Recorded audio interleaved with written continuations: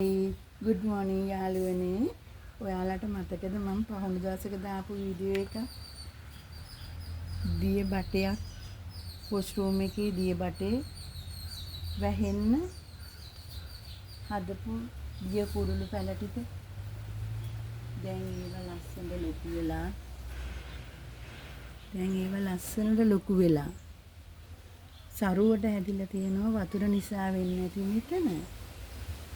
හරියට සමනින් රෑනක් වගේ මට ආසාවේ බෑව දැක්කම සුදු රෝස රතු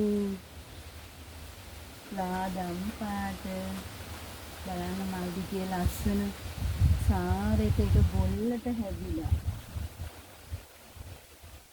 අපෝ ටිකක් කඩලා තව තැනක ඉන්නන්නක් මට දැන් ලෝබයි ඒක හැදිලා තියෙන ලස්සන දැක්කම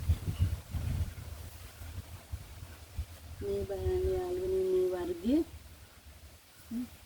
ලස්සන මේ වර්ගය බලන්න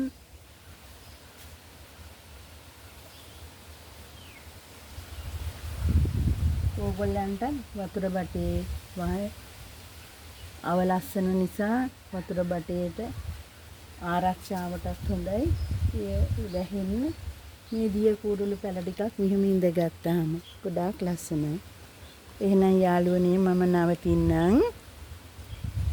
බුදු සරණයි.